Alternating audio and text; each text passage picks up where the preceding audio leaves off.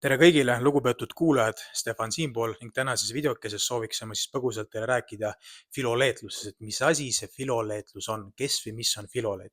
Nagu te teate, siis olen valmis kirjutanud ka sellise filoleetluse ABC taskupiibli e-variatsiooni, 50 lehekülge circa, ja tänases videos siis sellest kõigest ma rääkida tahakski, et sihuke tutvustus, et mis see siis tähendab, mis see on.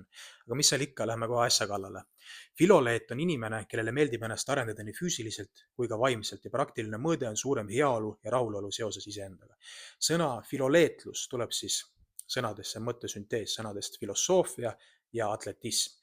Kõigepealt vaatleme filosoofia poolt, et filosoofia otsetõlkes on armastus teadmiste vastu ja kõik on mingit sorti teadmine, et kuidas küpsetada pannkooki või kuidas keemias erinevaid substantse kokku segada, et midagi uut saada. Ühesõnaga informatsioon ja teadmine. Filosoofia jaguneb erinevateks alamkategooriateks, nagu näiteks metafüüsika, loogika, esteetika, epistemoloogia ja nii edasi. Need puudutavad selliseid inimeseks olemise baassambaid, millele kogu meie sisemaailm üles ehitub.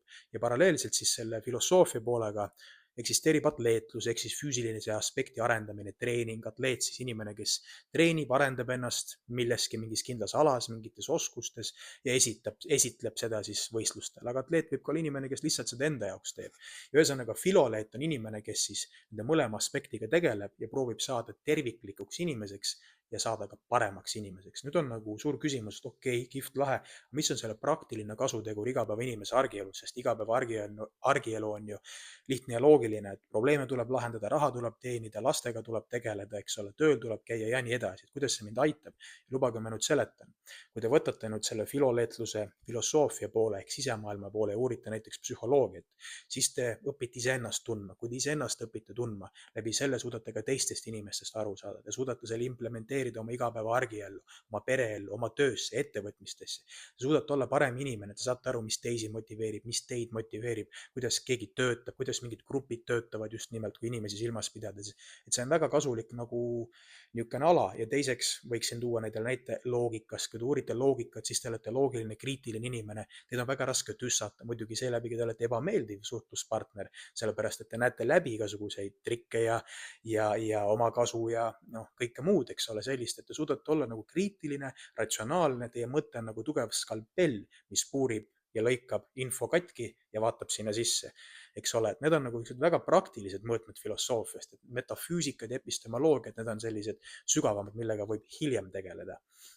Ja siis sellest atleetluse poolest ehk siis treeningust, et kui te olete füüsiliselt vinks-vonks ja tunnete ennast hästi, sest füüsiline ja vaimne käivad käsikäes. Et kui sa oled füüsiliselt tugev, vastupidav, suudad joosta, ujuda, hüpata, karata, siis ka sinu vaimuseisund on terav ja kiire. Tihtilugu, et need käivad käsikäes ja see on ka see põhjus, miks selle atleetlusega võiks ja peaks tegelema.